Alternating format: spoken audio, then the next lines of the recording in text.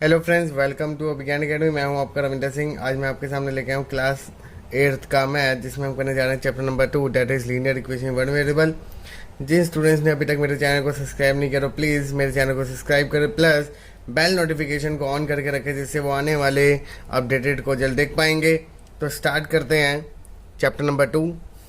सबसे पहले तो मैं आपको इस चैप्टर का मतलब समझाता हूँ कि what is linear equation in one variable. तो सबसे पहले तो बात करते हैं कि वन वेरिएबल मतलब, आपको पता है कि वेरिएबल्स क्या होते हैं। जो भी हमारे अल्फ़ाबेट्स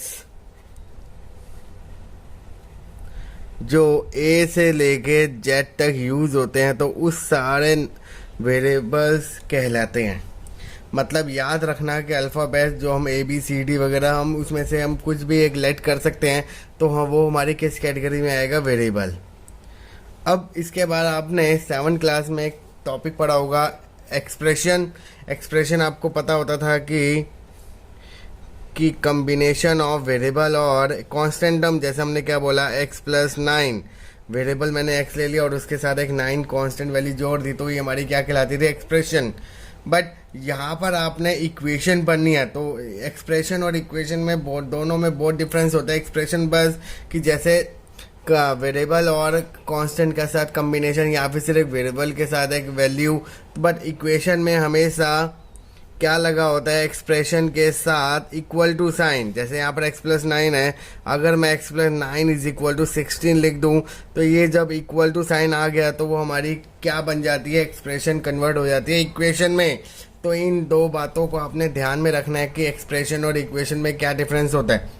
तो अब इसके बाद आपको बताता हूँ कि व्हाट, यहाँ पर एक आप चैप्टर में एक वर्ड पढ़ रहे हो, लीनियर। तो अगर यहाँ पर अभी देखो जाए तो इसकी पावर कितनी है, 1। पावर मतलब उसकी ऊपर की संख्या।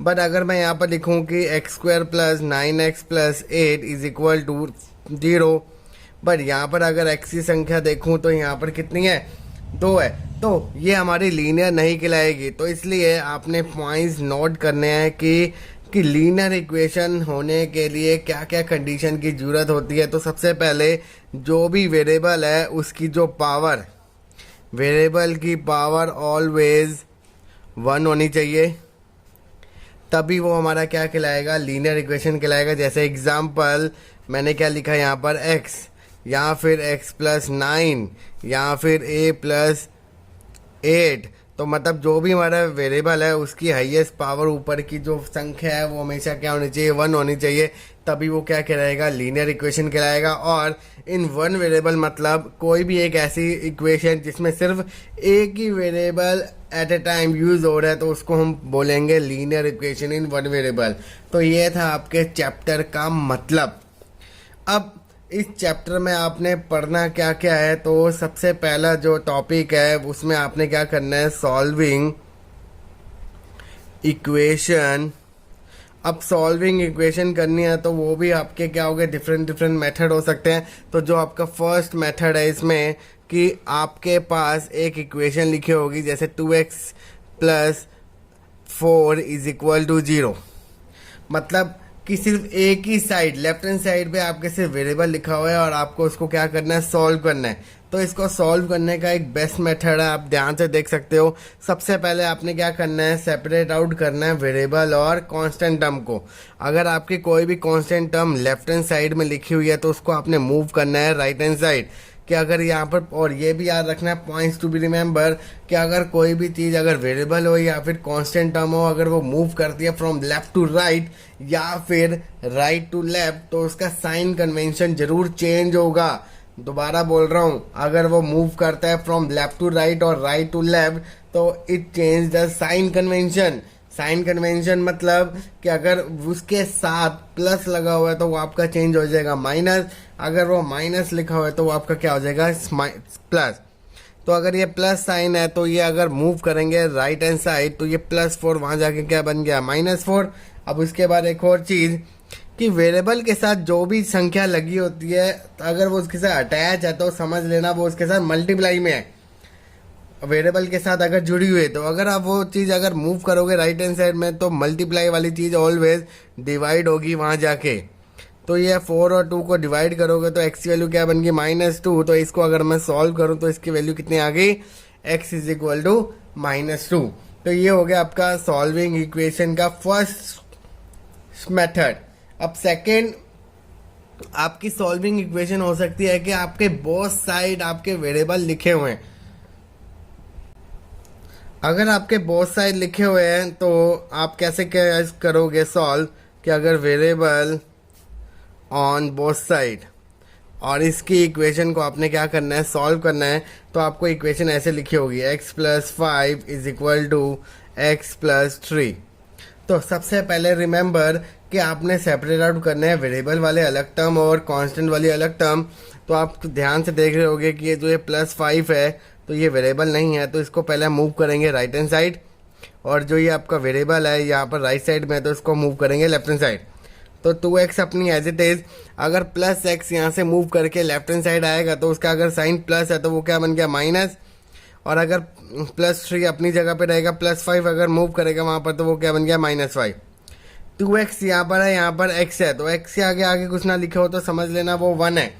तो 2x और 1x both are like term और उसके आगे का कोफिशिएंट अलग अलग है, तो 2 में से 1 गया तो क्या बच गया 1x। तो इसको हम एज इट इज लिख सकते हैं 1x, और 3 - 5 मतलब -2। तो ये आपका बन गया x की वैल्यू -2। तो ये आपने एक अनदर टाइप अपने सॉल्व करना है, आप फर्दर अप करेंगे जब एक्सरसाइज। थर्ड जो आपने इस टॉपिक में पढ़ना है वो है हमारा क्रॉस मल्टीप्लिकेशन। नेक्स्ट जो मेथड आपका आएगा क्रॉस मल्टीप्लिकेशन।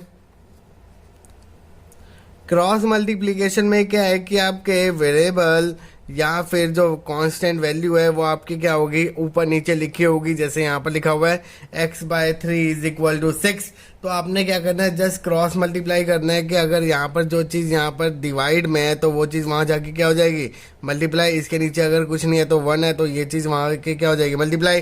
तो इस मेथड को बोलते हैं क्रॉस मल्टीप्लाई। मतलब जो भी आपका डिनोमिनेटर पार्ट में होगा उसको आपने क्या करना है, लेफ्ट और राइट साइड मूव कर देना है और उसको मल्टीप्लाई कर देना है। तो अगर 1 और x से मल्टीप्लाई होगा तो x, और 3 किससे मल्टीप्लाई होगा 6 से, तो x की वैल्यू क्या आ गई 6 3 जा 18। तो इस मेथड को हम बोलेंगे क्रॉस मल्टीप्लिकेशन। और इस टाइप के जब क्वेश्चन हम एक्सरसाइज करेंगे तब आपको फर्दर और अच्छी तरह समझ आ जाएगा। अब इसके बाद एक और जो मोस्ट इम्पॉर्टेंट टॉपिक है फॉर्मिंग द इक्वेशन। एक है आपका सॉल्विंग द इक्वेशन, एक है आपका फॉर्म द इक्वेशन। तो मतलब सबसे पहले आपको स्टेटमेंट की बिहाफ पे आपको इक्वेशन बनानी है, देन आपको उसको सॉल्व करना है जैसे मैंने आपको अभी पहले बताया।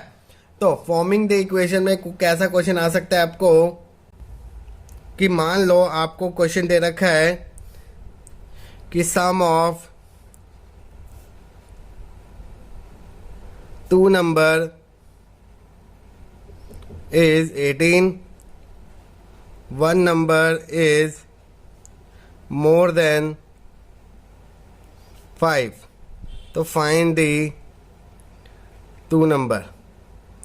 अगर आप इस स्टेटमेंट को पढ़ो तो आपके यहाँ पर 2 नंबर के बात हो रही है। तो फॉर एग्जांपल आपने क्या कर लिया, लेट कर लिया एक नंबर को, 1 नंबर को आपने क्या लेट कर लिया x, और दूसरा उसने क्या बोला कि जो अनदर नंबर है वो क्या है 5 ज़्यादा है। तो अगर एक नंबर x होगा तो दूसरा नंबर क्या होगा, सेकंड नंबर वो क्या होगा x + 5 होगा।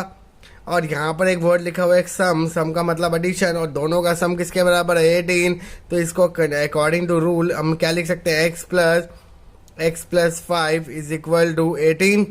इसको हम ऐसे सॉल्व करेंगे, और x + x क्या होता है 2x + 5 इज इक्वल टू 18। तो ये चीज़ यहाँ प्लस है, वहाँ जाके माइनस, तो 2x इज इक्वल टू 13। तो x इतना आ गया 13/5। तो मतलब ये था हमारा नंबर फर्स्ट, और जो सेकंड आएगा उसमें हम ऐड करेंगे। तो ऐसे आपने क्या करना है, इसमें आपके फॉर्मिंग द इक्वेशन करनी है। और यही आपने जो 3-4 मेथड जो मैंने आपके साथ अभी डिस्कस किए, तो यही हम करेंगे फर्दर एक्सरसाइज जब 1 बाय 1 हम करेंगे। तो ये था आपके इस चैप्टर का बेसिक इंट्रोडक्शन। अगर आपको इस टॉपिक में अगर कोई भी अगर अभी डाउट है तो प्लीज़ मुझे कमेंट करें, आपकी प्रॉब्लम को जल्द से जल्द रिजॉल्व किया जाएगा। और प्लीज़ मेरे साथ बने रहने के लिए मेरे चैनल को सब्सक्राइब करें, जिससे आप इस चैप्टर से रिलेटेड आने वाली वीडियोज़ को जल्द देख पाओगे। तो please keep watching my videos, and अगर आपको अच्छी लगी तो प्लीज़ इस वीडियो को लाइक करें और ज़्यादा से ज़्यादा शेयर करें। Thank you.